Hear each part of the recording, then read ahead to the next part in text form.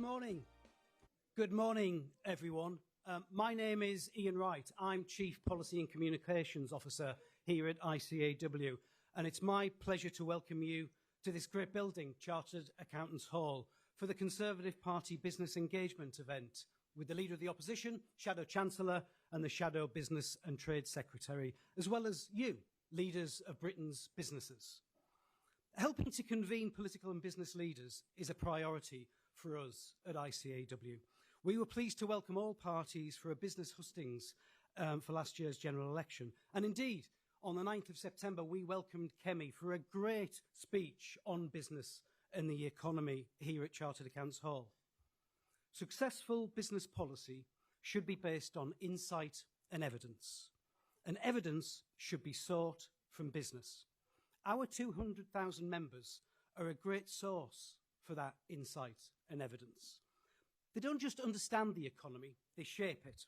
84% of FTSE 100 companies has an ICAW member in the boardroom. 3 million businesses across the UK are advised by an ICAW chartered accountant to help them grow and thrive.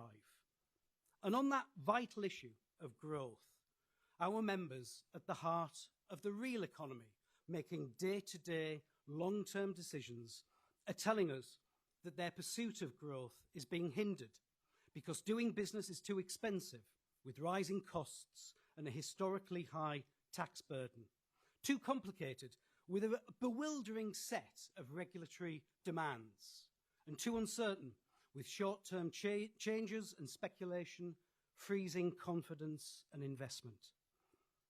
Last week's budget provided a real opportunity to provide stability, simplicity and long-term thinking to create the conditions for growth. However, when we polled over 1,000 ICAW chartered accountants in the 24 hours after the budget, 4/5 said that it had been too complex, it lacked a coherent strategy and was ultimately not focused on growth, with particular concern raised about the impact on SMEs, investment, the cost of hiring people and the high street. We will continue at ICAW to provide this insight to government and other political leaders, which is why this morning's event is so important. No doubt some of the points I've raised about business being too complicated, too expensive, too uncertain will come up in conversation and questioning between you and the Shadow Cabinet. So welcome again. And to guide this discussion, I'm delighted to introduce our chair for this morning, Liam Halligan.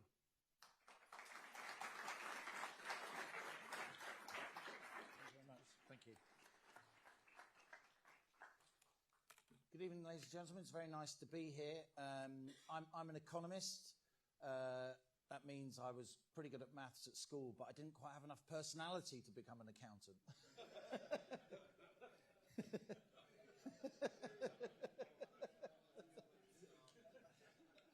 I'm, of course, a columnist at the Telegraph. I've been writing my economics agenda column in the Sunday Telegraph now for 26 years. I started as a child. And seriously, over many years of journalism, both print and broadcast, I've often consulted this organisation. I've often interviewed people from this organisation. I think you guys do a fantastic job. And it's the accountants and the lawyers and the really knowledgeable people like you in this room who really are the spine of the City of London and everything that does for our country. So long may that continue. So I'm here as a journalist. I'm happy to compare this event. It's the kind of thing I do for political parties. If they ask me, I think if you're a columnist, if you're in public life, it's the sort of thing you should do. We've had just now, of course, a budget. The government says it's fixing the foundations of the economy. The Conservatives say it's a budget for Benefit Street. Rachel Reeves' long-awaited budget, of course, just pushed the tax burden up by £30 billion a year on top of last year's £40 billion tax increase. Last year's budget was itself the most punitive, in the sense the most tax-raising budget in real terms for over 30 years. So we are in a historic situation, as all of you all know. Labour are in office with a 1997-style majority, up in the 150s, 60s and 70s, like Tony Blair. But rather than the national debt being 35% of GDP, which it was in 1997, it is, of course, now well north of 90% of GDP. I think it's fair to say, objectively, the government having pushed that figure up. In that context, on the right of politics, the marketplace for ideas is working, despite all the noise. The Conservatives are now pledging detailed cost savings of £47 billion a year, and they say that 23 billion of those annual savings will be on welfare. The party, as you will hear, is trying to champion fiscal responsibility, which isn't always a popular political sell. Well, you'd think that if you followed the broadcast media, but I think some of us know that out there among the so-called silent majority, particularly in times of financial and fiscal stress, there actually is a marketplace for fiscal responsibility. So allow me to introduce first onto stage the Leader of the Opposition, of course, Kemi Badenoch. She's the...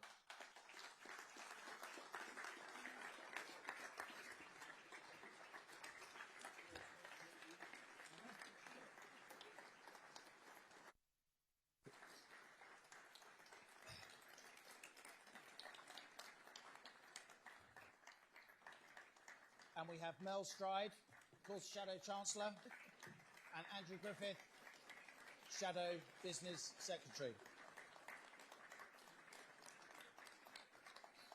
So Kemi is, of course, the MP for North Essex, formerly Saffron Walden. She's been an MP since 2017. Before politics, she took degrees in engineering and law, worked as a software engineer, worked in a bank, worked famously in the media. So, Kemi, let's start with you. Some people have said you've had quite a combative response to this budget. How do you justify that, and why would your party do better? It's very easy to justify, because I was speaking for all of the people out there who were horrified by the last budget and terrified at what was going to be coming in the one we saw on Wednesday. And I also needed to present a contrast between my team and the Labour Party. Sitting on this table is a strong, united team of people who've worked in the private sector, started our own businesses, have experience in creating growth. We know where money comes from. The party that's running the country right now thinks money grows on trees. What we saw was a budget for benefits, not a budget for growth.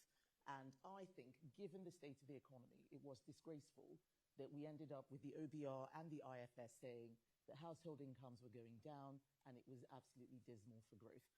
But what has been most extraordinary has been what we've seen in the last few days, which is that the Chancellor appears to have given wrong or false information deliberately to try and get her budget a soft landing. We are at the Institute for Accounting. You all know that if a CEO had done this before their annual meeting, they would be sacked. And that is why Mel has written to the Financial Conduct Authority, the right place, to make sure that this is properly investigated. What we see is issues around financial probity and market abuse.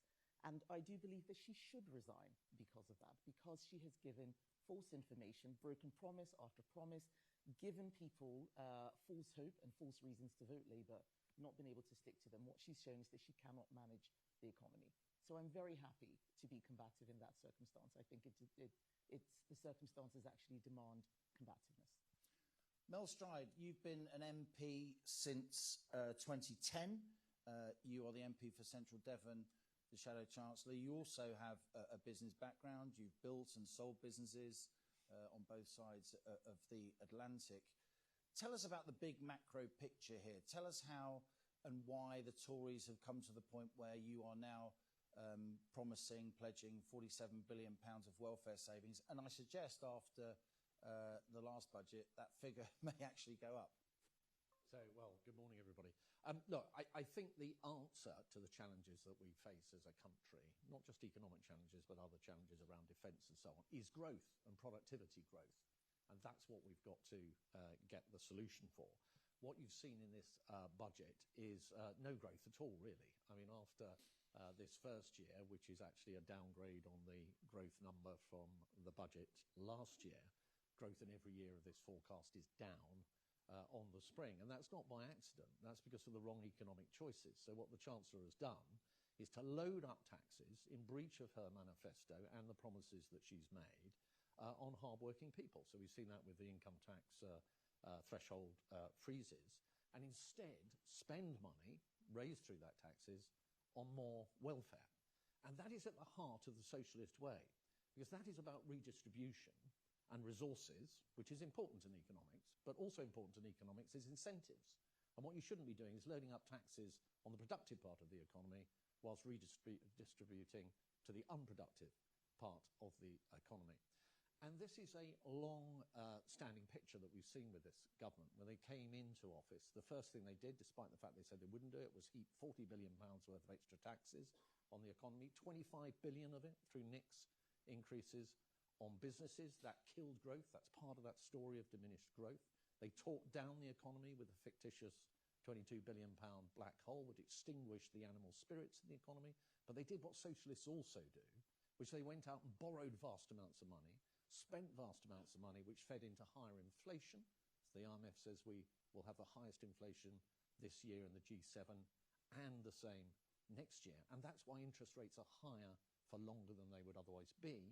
And on this massive mound of debt that they're creating, the servicing costs are now £100 billion a year, or twice what we spend on defence. So we've gone into this doom loop of the wrong decisions, particularly around spending, tax and inflation, that has driven the destruction of her fiscal headroom, which is a recurrent theme now, leading her to take yet more wrong choices around tax. The answer, Liam, is to go on top and control public spending, particularly in the welfare budget. So Kemi and I announced at our conference £47 billion of savings, 23 billion of those in the welfare area, and at least half of that going to bear down on the deficit and the debt, because we are the party of fiscal responsibility. We recognise we have to live within our means, and also getting taxes down, particularly taxes that drive economic growth. And that is our alternative. And just to be precise, because we are in possibly the most financially numerate room in London at the moment. Hope so, yes. That 47, these things really, really matter. The public's watching, the markets are watching. That 47 billion that you're pledging, it's a serious number. That is the annual saving you will get to over the forecast period in terms of how you're looking at the economy. Yes, so that is, just to get slightly technical, that is the 47 billion is the saving in 29-30. That's the key year for the fiscal targets. And I'll just add one thing to this, Liam, is that people criticised us as a party early on for not coming out with 5-minute quick fixes, right? Where are your policies and so on? The only way you get these numbers to stick is to do the hard yards and the deep thinking. And that's exactly what Kemi has led. And that is why that number that we're now discussing has not been taken down, has not been called out. It has stood the test of time since our conference because it's based on real deep analysis. That's a long time since your conference, huh? It seems like years. In politics. It does feel like a long time ago. Yeah. But I think the bottom line is that there was an alternative to last week's budget. Labour will pretend that this is the only thing that could possibly have done, that could possibly have been done. They have given up even trying to find growth. They're not looking for it.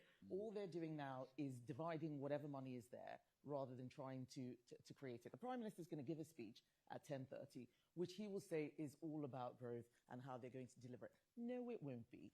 This is a man who, when we said, let's help you get this welfare bill over the line, you need to cut spending, he wasn't interested. He preferred to defer to the backbenchers. The hard left right now have said, we've won. That's what the hard left in his party has said. He says he wants to deregulate. You know, Andrew will talk about the employment rights bill. He doesn't really have an agenda. That is the thing that's worrying me. And what I saw last week was a whole bunch of people who've presided over rising unemployment. They're very happy for all of you to lose your jobs so that they can save their jobs. And I think that is a serious problem. Yeah. We are going to come to...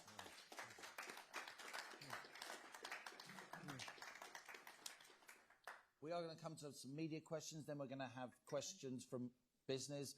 Before that, let's hear from Andrew Griffith. Now, Andrew is, of course, the MP for Arundel and South Downs. He's been an MP since 2019 after a sustained career in business. This is a homecoming for Andrew because he is indeed a chartered accountant. He was also at one stage, lots of personality, he is also A little bit unfair. Also, at one stage, I think, Andrew, you were the youngest CFO of any FTSE 100 company. So, Andrew, let's talk about we've heard from Kemi on the high politics. We've heard from Mel on the big macro picture. You've been really focused as business secretary on the Employment Rights Bill. You've been focused on the detail of taxation, business property relief, and so on. When you look at this budget and you're told it is a budget for growth, how do you respond to that? Well, look, that idea, Liam, is clearly nonsensical. I mean, the big thing for business last week, and I've been speaking to businesses ever since the budget, the first thing is you want a budget that's going to inspire confidence. Confidence is the animal spirits. It's what gets people hiring, investing. We had the world's longest run-up to a budget, and that 3-month period not just coincided, it was causal, put business confidence absolutely on the floor.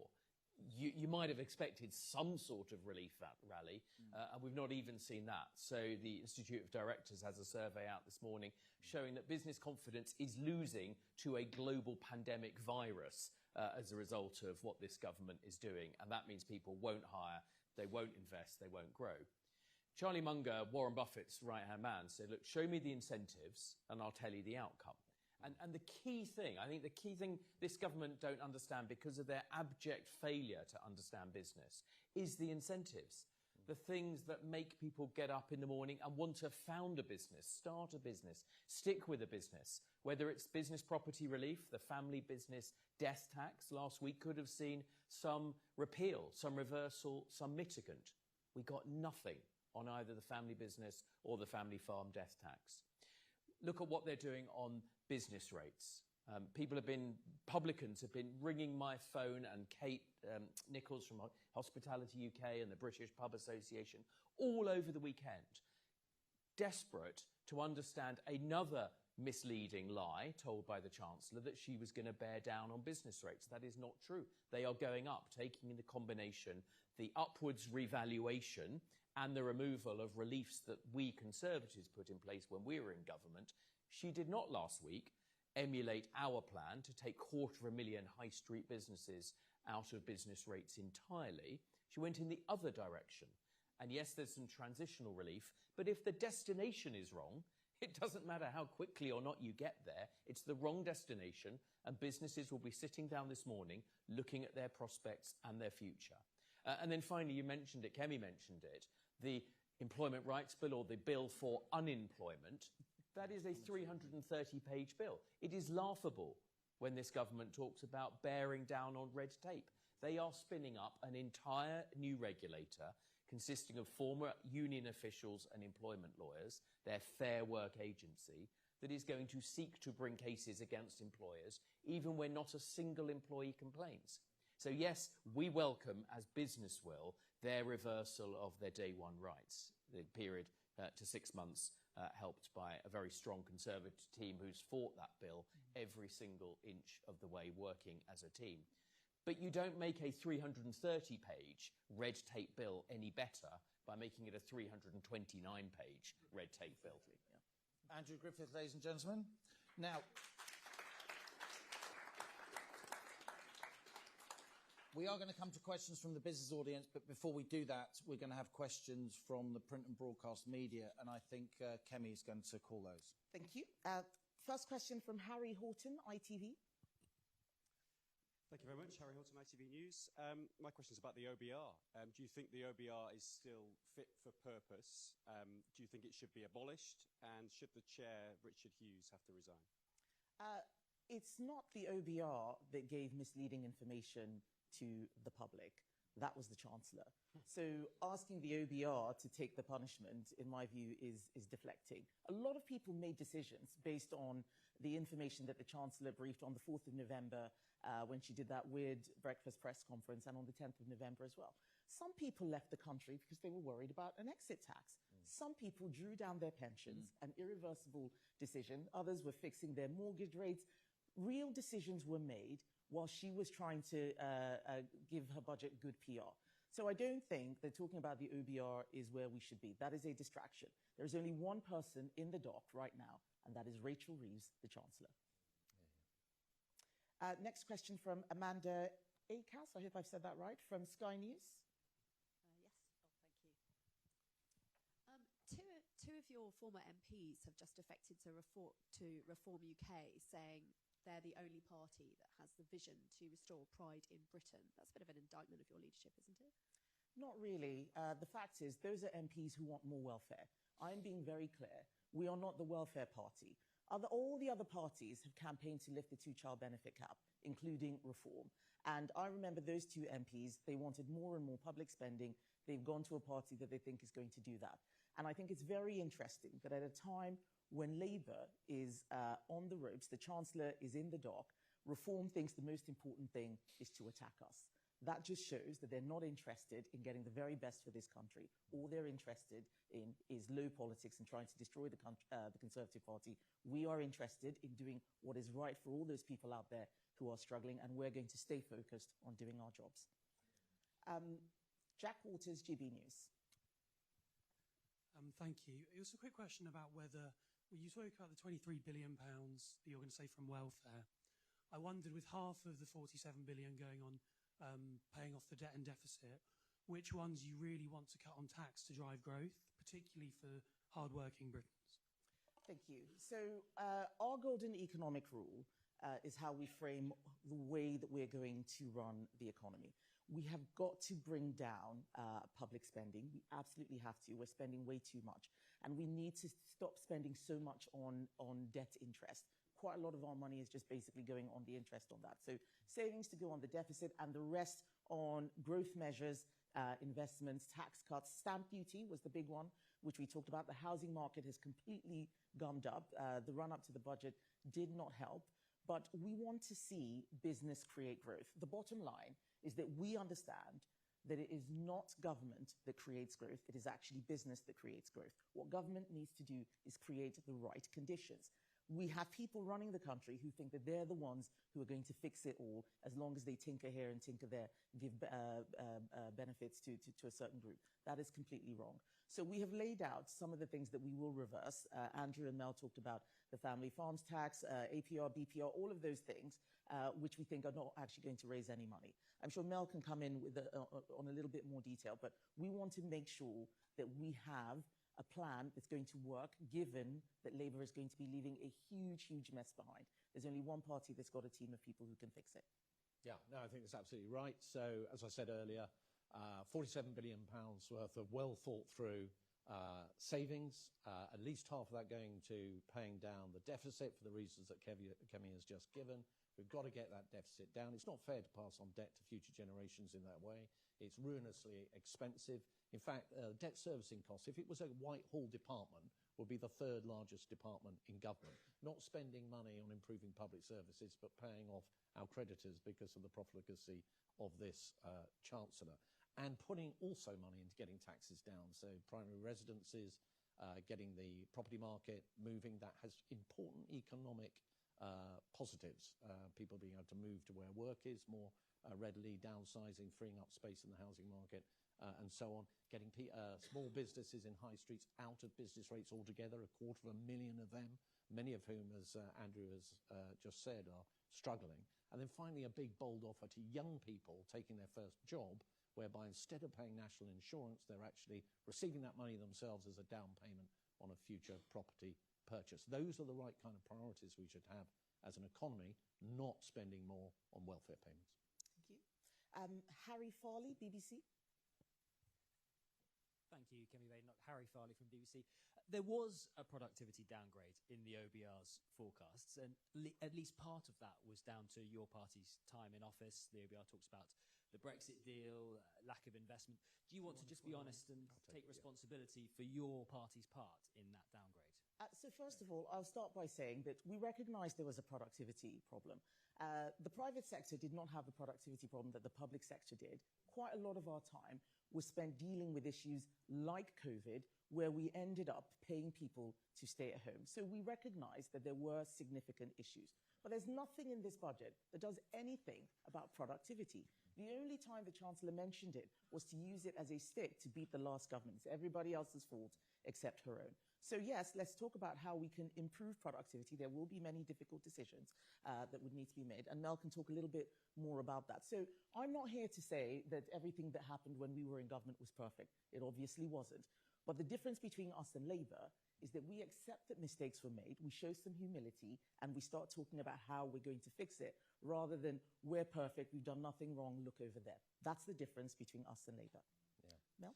So in the OBR's report this time around, a startling fact is that they stated effectively there was not one single measure in that budget that increased growth. That's why we've got all these growth downgrades. Not one single measure. When it comes to productivity in the past, productivity is in the hands of this government. One of the first things they did when they came into office was to make big inflationary pay rewards to those in the public sector. The train drivers got 14%, junior doctors got 22%. Not a single string attached to those payments. What they should be doing is demanding productivity and efficiency gains as a consequence. And the final thing I'll say on productivity, the downgrade was an average across the scorecard of going down from 1.3 to 1%. That cost about 16 billion to set against that headroom as an offset. It is quite possible, because the trend productivity rate since 2008, the global financial crisis, has been 0.5%, that there could be a downgrade at some further point down the line, unless this government really grips this. And if that happens, that headroom, even though it's been rebuilt and more, could be at risk. Yeah. So this government is creating risk within the way in which it's managing the economy, even though they're saying we're expanding the headroom. They're not dealing with the underlying structural issues that will get us out of that predicament. David Shepherd, FT. Good morning, sorry. Yesterday you suggested Rachel Reeves was lying. Today you said she may have given wrong or false information. A subtle difference there in the language. Are you still accusing Rachel Reeves of being a liar today? Yes.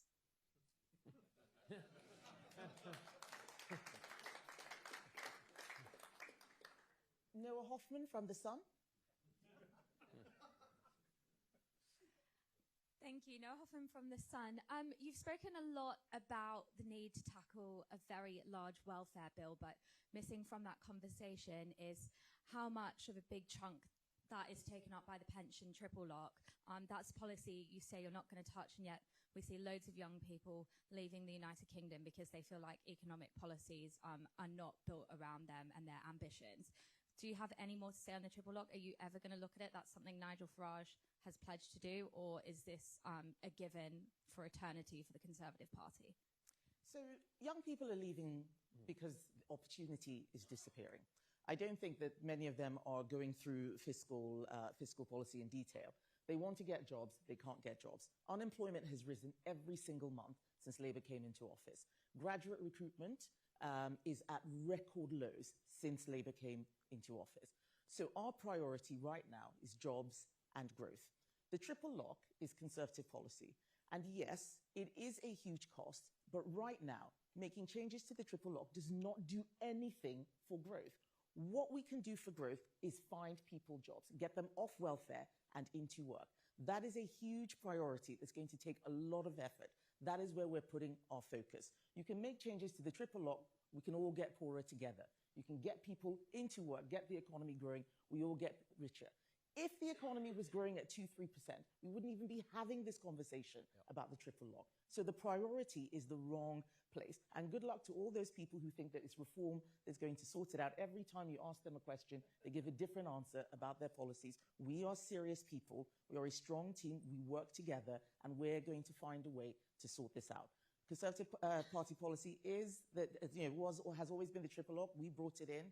But right now, the real problem is that we have an economy where people are going on welfare to an extent that the rider is getting heavier than the horse. We need to deal with the fact that not enough people are working first, and that is our priority. And the final question from the media is Martin Beckford from the Mail.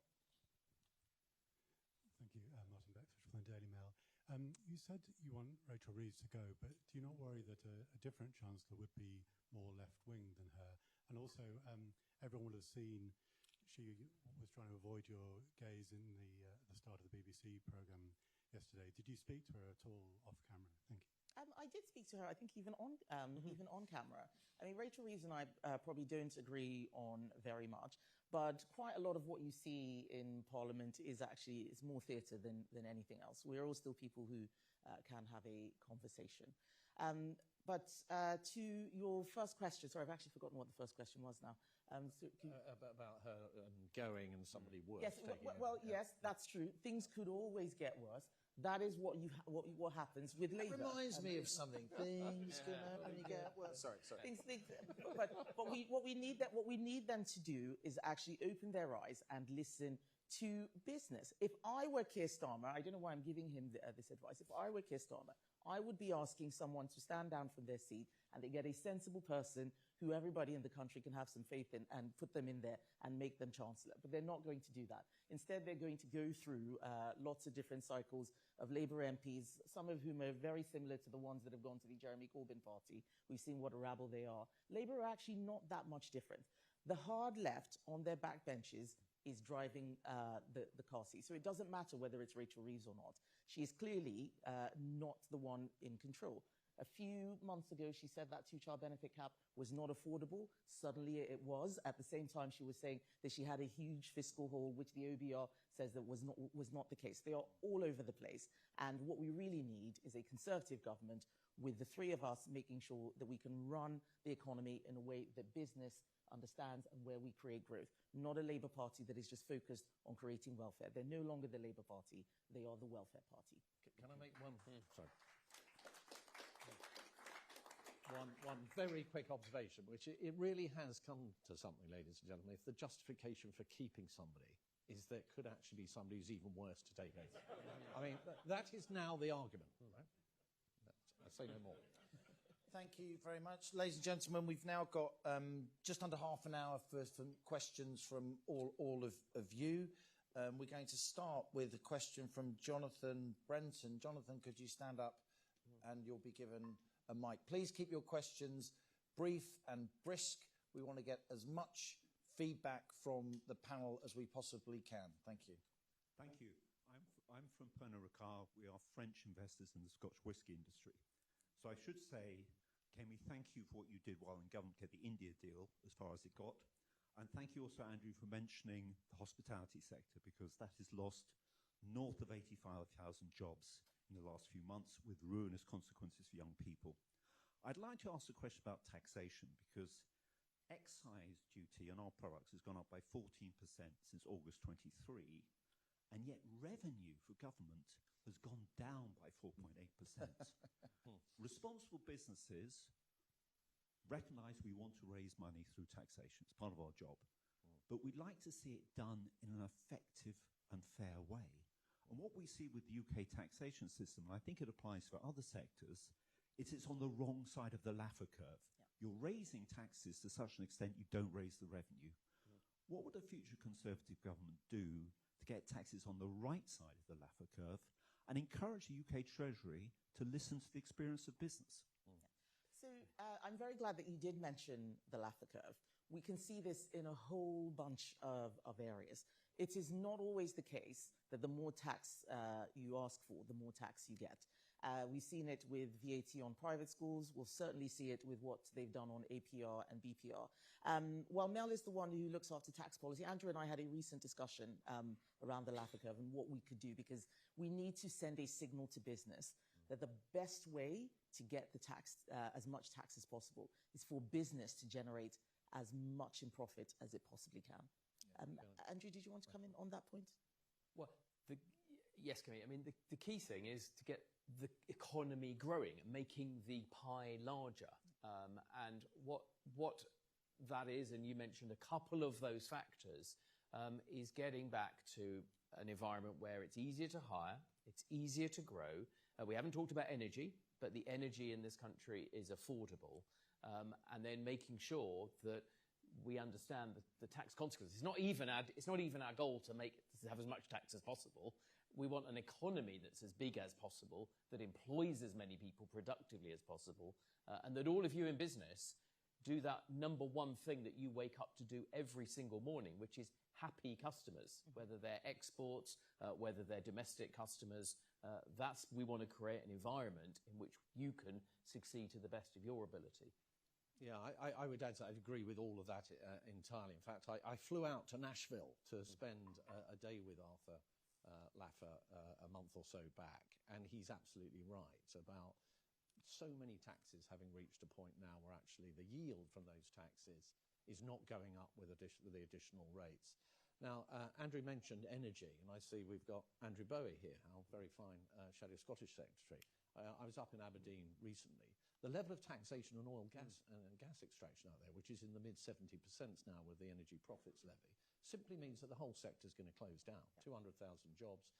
And I won't dwell too much on that, but the absurdity of Norway actually extracting gas from the same basin that we're shutting down our activity on, and so on, and so forth. So the answer to your question is we have to look at every single tax and really look into where it is on the Laffer curve, focus particularly on those taxes that drive wealth creation and employment and growth, and look to getting those down, and recognise that, as Kemi said earlier when she talked about people leaving the country now, which isn't just the super rich, it is young people that just happen to be mobile and talented, right? What the costs of a high tax environment are in that sense. We've lost 16,000 high net worth people during the time that this government has been in office. The estimate of the tax take that walked out the door when that 16,000 went is probably equivalent to between 1/3 and 500,000 people on average earnings, okay? So we have got to, in this increasingly mobile world where people can reallocate to lower tax jurisdictions, we've got to start getting taxes down on productive activity. Very good. Next question is from Mike Archer. Thank you, Mike. Tell us who you are, Mike. Yeah, good morning, Mike Archer. I'm Head of Corporate Affairs for AstraZeneca. So my question is a bit of a take on that on fiscal incentives. So as you know, business confidence is down, FDI is down, and part of the reason for that is some of the gaps in the UK's fiscal incentive regime. For example, in R&D tax credits, we don't currently include capital spend on plant and machinery within qualifying expenditure, unlike our peers in, say, France or Ireland. Now, could the Conservatives commit to reviewing all of the UK's fiscal incentives for business investment and identify those gaps and commit to delivering on those in the next manifesto? I think that is something that I can say. And just to be clear, what we want to do in time for the next election is something really big and really bold. We have been tweaking a system for about 30, 40 years now that is no longer really fit for purpose. Every budget, every election, it's a few tweaks here, a few tweaks there, minor adjustments. We need to do something really bold, really radical, but we need to be aware of what the likely consequences will be and how we deal with the outcome. That's why we're not rushing out saying we're going to change all this and change all that. At the 2019 election, none of us could have predicted what the next few years would have looked like. No one would have predicted a global pandemic. We need to make sure that we are resilient enough to handle those sorts of black swan events and shocks while still having a radical agenda that sets, that lets business know the direction of travel. What we saw with Labour was them coming in and telling everyone how terrible it was. They had a small window to boost optimism, to boost confidence, and instead they used that window to talk the economy down because they thought it would be a good way to have a pop at us. Oh, look at the big mess the Conservatives made. All sorts of bad things are going to happen now. Everybody heard that, and then they took decisions that have meant fewer jobs and an economy that is not growing. We need to make sure that we send a strong signal that lets business see that we are open for business, that we believe in you, that we support you, that we listen to you, not just lots of pointless roundtables where you tell us all the things that are going wrong and then nothing changes. I think people are sick of that. You're speaking as someone from the pharmaceutical industry. There are a lot of things that are putting pressure on that industry, how we work within a different market, what's happening with intellectual property. I've been at World Trade Organization meetings where people are trying to eat our lunch. I don't think that enough time is really spent thinking about how we can make sure we keep one of the strongest industries that the UK has had. How do we deal with leaving the European Union and the impact on pharma? I don't think a lot of effort has been put into that. I'm not saying we go back into the EU, but what is a game-changing agenda? That's what I want all of you to see. That's what we're going to be doing. Bold, radical, game-changing, but sensible as well. Thinking about likely consequences and outcomes so that you can be reassured that competent people who know what they're doing are looking after our economy. Thank you. And if I may add, we will have a plan. I mean, I don't think anyone in Westminster wakes up in the morning trying to do harm, but it is criminal that this government didn't have a plan for the life sciences for 15 months. Yeah. Right? This is one of, and you're all wonderful, but this is one of our most successful industries. You cannot have a growth strategy for the UK economy if that doesn't include the professional and financial services, the life sciences, hospitality. These are some of the absolute bellwethers of our economy. Anyone trying to set out a plan to grow needs to have made clear strategy decisions in advance. And yet, in many cases, we're still waiting to understand what the government is doing. We will have a plan. We will have that in advance, and we will hit the ground running rather than have drift and dither and only ever react after events have happened. Let's hear from James Watson. James, could you stand up, please? Thank you. The mic will be brought to you.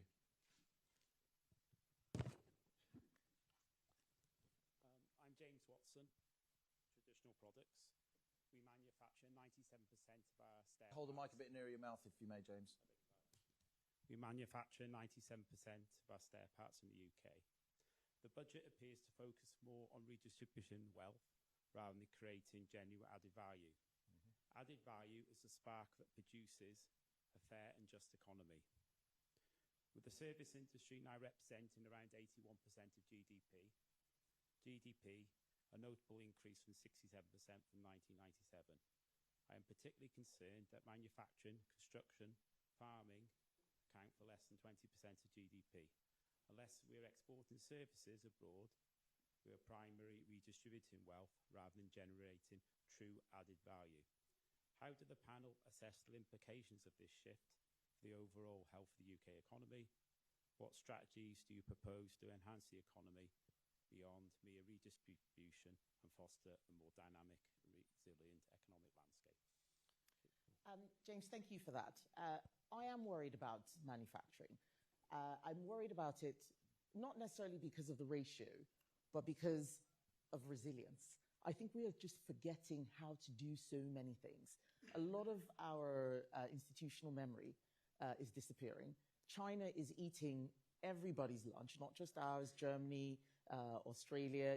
A lot of the countries in the Far East are concerned about its capacity. And we need to get very serious about making sure we continue to be a great manufacturing country. And the biggest thing I think we can do is focus on energy. Energy is growth. Countries that have terrible energy policies don't grow. Countries that have great energy policies do grow. And we have not had a good energy policy for many, many years now. It is too expensive for you to manufacture. We are deindustrializing. And that's something that we're paying a lot of attention to. Claire Coutinho, Shadow Energy Secretary, and Andrew Bowie have been talking about our cheap power plan, how we can make life cheaper, not just for households, but also for manufacturing. So that is the offer that we have. We've got to focus on that. We need to also look at what skills we are creating in the country. I think that not everybody is meant to be in a service economy. So having an imbalance means that we're not getting the very best out of a lot of talent in the UK. This goes back to having a clear strategy. Who is it that we need to develop? How do we do so? Looking at talent. All of these things need to be thought about in the round. And when I look at what is happening to the car manufacturing industry in particular, the endless uncertainty on the regulatory side, where decisions are made and then changed all because of politics. I think certainty is something the business needs. Uncertainty kills business just as much as bad policy. People don't invest, they don't make decisions, they can't see into the future. What we want to give you is certainty, regulatory certainty, as well as political stability. We want to make sure that people have the freedom to take the risks, knowing that everything is going to be stable. I think that's the best thing that we can do for manufacturing after looking at energy costs. Mel, do you want to come in briefly? Yeah, very quickly. I think that's a great question, because I think it actually leads us into what kind of economy overall that we're trying to create, okay? So we've talked a lot about tax, but there are some deep, and some would say near intractable challenges, structural issues that our economy has, that we will have to address. Now, we've talked about tax, we've talked about LAFA, we've talked about getting tax rates down, we talked about getting taxes down, particularly in areas that lean into growth and wealth creation and so on. We've talked about the size of the state, and we've made a down payment of £47 billion worth of savings. We've shown how that can translate into those lower taxes. Kemi has touched on skills. I think there are big questions about higher education and universities. We have far too many young people going through those institutions and not getting sufficient value added to justify the cost of them or the state. And we announced at our conference that we would double the amount that we would spend on apprenticeships as an approach to skills. Now, in a world in which net migration is going to be coming down, there will be hotspots in the labour market which wouldn't otherwise have been there. We've got AI, which is going to, in a fundamental way, and as yet unknown way, churn up the demand for skills. So we're going to have a nimble, lifelong apprenticeship kind of offer, and a lot of supply side things. Energy costs, certainly. We're paying 5 times what the Americans and Canadians are, probably 7 times what the Chinese are for electricity, 50% more than France and Germany. And that leads us into big questions about the environment, green issues, and the balances there, along with the future of nuclear, small modular reactors, oil and gas, the kind of issues that I know Andrew is very vexed about, and rightly so, up in the North Sea, to get those costs down, particularly as things like AI become so important. 20% of the electricity output of the Republic of Ireland solely goes into data centres. That's the level of demand. And the final thing I would say is supply side. We have got to get better at building things on budget and on time. The infrastructure, roads, rail, houses. Why is it that we end up with a £125 million back tunnel for HS2, right? Whereas the Chinese are building Beijing to Shanghai superfast rail in just 3 years. We have got to radically overhaul planning and get those infrastructure things really moving. So a big task that is going to take months and years to come up with all of the answers to those big questions, but we've got the right team to do that. Energy, a massive subject. We're in the last 15 minutes. Very briefly, Andrew. People often don't know all of the policies we've already announced. So, James, first of all, thank you for what you do, being a brilliant manufacturer. We will put businessmen and women in our embassies as ambassadors. There's no reason why we wouldn't do that. Many of those relationships are primarily economic, and we need a culture change in terms of promoting exports. We have promised to scrap the green tape on businesses, all of that environmental reporting you're mandated to do. If you wish to do that, that's fine, but we will not mandate businesses to do that. We will scrap that employment rights bill if it makes to the statute book. It's 329 pages. And we need, as a society, to go back and look at the honours system so that we recognise wealth creators, people who are putting back in their community, not merely the lanyard classes who are sitting there flying a desk in Whitehall. Okay, we are now into the last 15 minutes, as I say. We're going to take questions 2 at a time. Very brisk questions, please. No speeches. Sorry to push you around. Stephen Massey takes the mic. Introduce yourself, Stephen. And can we please get a mic also to Adam Durant? Stephen? Which one's Stephen? Yeah. Stephen there. And then a mic for... Then maybe you could pass the mic to Adam. Briefly, please. Thank you. Thank you very much. A question about the link between the extraordinary rise in benefits and, as the leader said, people, having the option of not working. How does this feed into immigration? And in particular, the two-child benefit cap abolition, what is that going to mean for both immigration and illegal immigration? And to Adam, please. Thank you. Do you want to stand up, Adam? Thank you. Tell us who you are. Hello, my name's Adam Durant. I'm an entrepreneur. I built and scaled a UK climate tech software company over the past decade, created jobs and training for scores of people, and successfully sold the business last year. Labour's budget has triggered a historic exodus of Britain's wealth creators. So as we heard from Mel, 16,000 high net worths are leaving Britain this year, overtaking China for the first time. Business asset disposal release has jumped from 10% to 18%, so that's an 80% tax rate increase. Investor relief limits were slashed 90%. Angel investors face an almost 130% effective tax increase, and employee ownership trust release was cut in half. So these wealth creators are moving to Can I have places. a question, please? Sorry to push you. Sure. A lot of people want to get in. Does the Conservative leadership agree with the need to restore Britain's competitive position to boost entrepreneurship and growth, specifically by honouring the manifesto commitment not to increase capital gains tax? Thank you both, gentlemen. Sorry to push.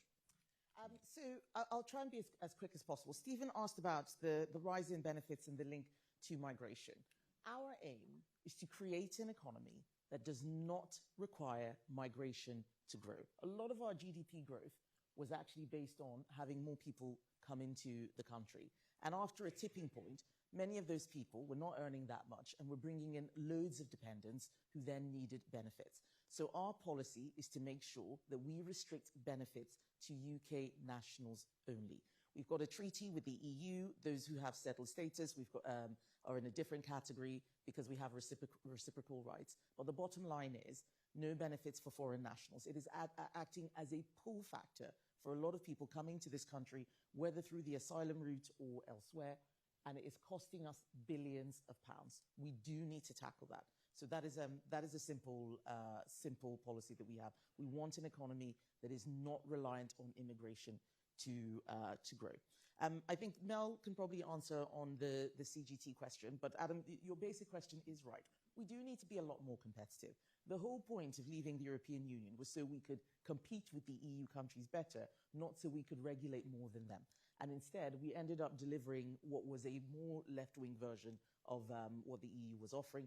That is one of the reasons why we haven't been able to make as many productivity gains as possible. And as I've said, we want to do something really bold around tax, just looking at everything. What does a new world look like? I'm not going to announce new tax policy at the moment beyond what we've said, but certainly the spirit of what you're asking for, we certainly agree with. Yeah, very briefly. Spirit of what you're asking, absolutely right. I would add to your tale of woe of people leaving the country, offshoring of jobs actually is the other way that we're witnessing the effects of this particular tax policy. Can't comment specifically on CGT just yet, but hear what you're saying, and it's an important point. Just, I would add to Kemi's point on immigration. The CSJ, Centre for Social Justice, has recently issued a report in which if you have 3 children and various elements of your family qualify for various different benefits, you can end up having to earn £71,000 a year in order to be getting the same net take-home pay as a family in those circumstances. This is bad messaging when it comes to illegal migration. Yeah. Because the message is you can come here, large family, and you'll be looked after. The mic, please, to Susan Rose and also to John Pocock, please. Susan, could you stand up, please? Thank you. And then followed by John Pocock. Please stand up. My name's Susan Rose. I'm the founder and creator of Susan Rose China in Stoke-on-Trent. We have a British manufacturing business in Stoke making British bone china.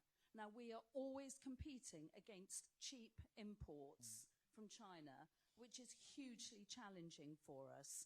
And how do we make people believe in the importance of buying British, supporting British manufacturing, and therefore encouraging young people to come in as apprentices? It is so difficult. Thank you, Susan. John Pocock, tell us who you are, please, and briefly your question. Hello, John Pocock. I was fortunate enough to build a FTSE 250 from scratch, so I know a little bit about growth. I've employed, recruited about 1,000 people in their 20s. I would like us to consider raising the employer's national insurance level from 21 to 24 years old, so that we get a lot more people into work coming out of university in particular. The energy which young people in their 20s can give to a company is tremendous. I've done the mathematics. It looks doable. It will make a profit at the end of the next parliament. Two fabulous questions. Thank you. I was actually worried that John was going to ask that we raise employers' Yeah, NI, to which my answer would have been a He hard was toying no. with you. He was toying with you to get your attention. He was. John, I completely agree with you. We need to make it easier to hire young people. You know, if they don't get that first job, then it has a massive impact on the rest of their lives. Making it easier to hire young people means making it cheaper to hire young people because they don't have that experience. And you look at the combination of what happened in the 2024 budget, raising the minimum wage, increasing employers' NI, raising the thresholds to a different amount, just made it a triple whammy of toxicity for young people.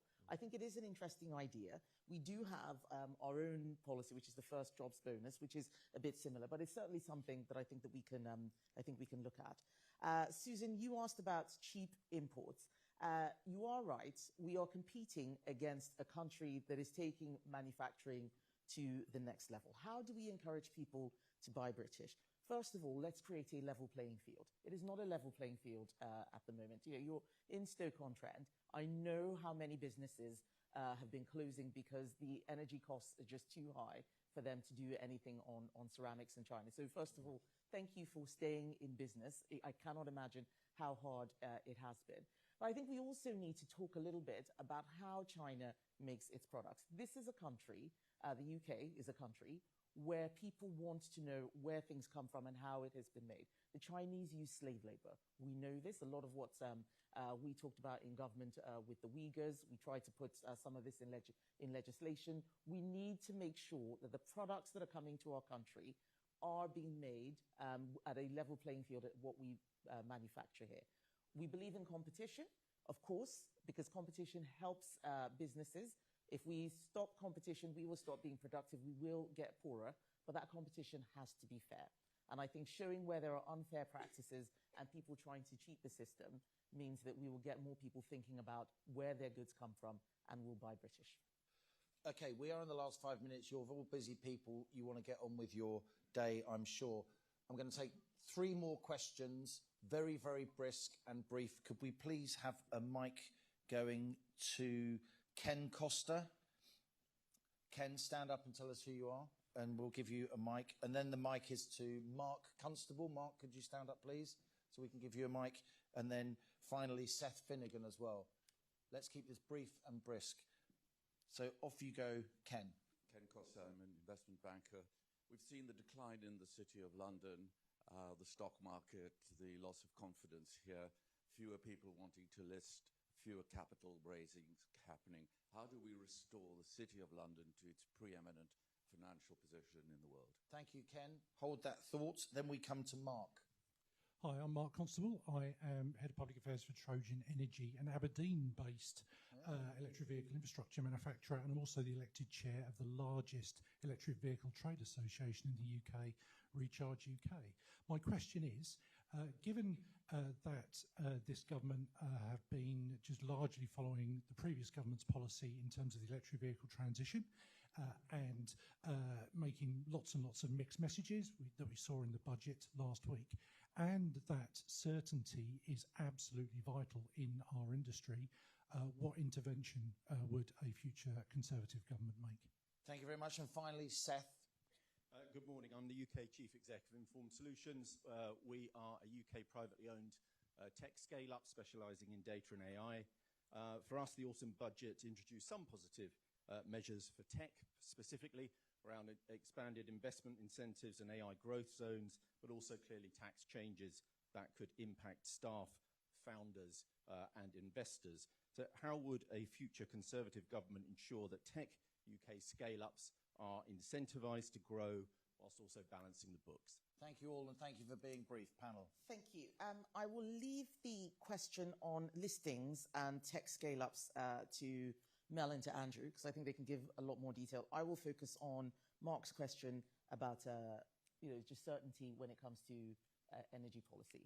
You are right. Quite a lot of what the government is doing now is slightly based on what we did in government. There has been too much uncertainty. But we were making changes, and I say this as someone who was business secretary, because industry was telling us that the policy was not working. This is one of the reasons why I've said The legislation for net zero by 2050 is unworkable. We need better incentives, and we need a plan that is not going to bankrupt our country. Right now, what we're seeing is car manufacturing leaving the UK, and a mixed message being sent with the road pricing pay per mile for electric vehicles, when a whole bunch of people were asked to buy those vehicles in order to encourage the take-up. Now, I'm somebody who thinks that this government should not intervene in the market this much. Electric vehicles are mostly made by China. It has not been that great for our own industry, and I pay tribute to what you're doing, Mark. I don't think that it is very easy. What we need to do is to get government to stop sending confusing messages. We put some investments around gigafactories. I think that was a good thing, but we have to be realistic about what we can actually do in the UK and not turn our country just into a market that buys from China when it cannot manufacture on its own. And that's why we oppose quite a lot of what the government is doing. It's not helping UK manufacturing. It's too expensive for UK consumers. It's not really working for our businesses, and it's making China wealthier at a time when they're becoming more and more of an economic threat. Your final thoughts, Mel, before we very finish with quickly. Andrew? So on Ken's point about the city, I think firstly the listings regime and how onerous that is. Secondly, on tax and stamp duty in particular on share transactions. There's a third point, I think, about the depth of the capital pools that there are in our country, particularly long-term patient capital. And I think there the pension sector is a very important component part. And we've seen some of the reforms that when we were in government, kicked off around the Mansion House Compact, and where that money goes as between foreign investment and domestic investment. We're not up for any form of mandation, because these pensions quite rightly have a fiduciary duty to get the best return for their investors. But nonetheless, I do think we need to ask questions around the way the tax reliefs work, given that that is a contribution from the UK taxpayer, and that in relation to where those investments are going. And the final thing I would say is I'll leave Andrew to speak a little bit more about scale-ups. But of course, we've been great with our universities, etc., spinning these businesses out. It is that next stage that we get to. There's an important prize if we can get this right, in that if you look at the different valuations on stock markets around the world, a lot of it is driven in the US by having these high-tech, big growth, high PE businesses there, and we need to have more of them for the overall health of our financial ecosystem. And finally, Andrew Griffith. Wow, right. Okay, look, we need, the uniting theme around a lot of this is we also need a vision. We need to give people confidence. We need to be proud of this country. We can, once again, be one of the best countries in the world. At the moment, we're falling down the prosperity league tables. We're approaching 30. I don't want that for my children. None of us here want that for our children or our grandchildren. We ought to be going out and giving business, because it is business that creates jobs, business that's going to create the prosperity, business that will provide the tax receipts for all of the things that we want. We ought to, as an economy, acknowledge that the pace car, the competitive set, is not the G7. If you X out the United States, the G7 is the other group of slowly growing economies. We want to compete with the best and brightest in the world, the G20, some of the fast-growing economies, which is where we are losing our young people to and our wealth creators. Ken, we need to fall back in love with risk. Post-2008, the entire city establishment sought their role to extinguish risk. And if you extinguish risk, you will not have any growth.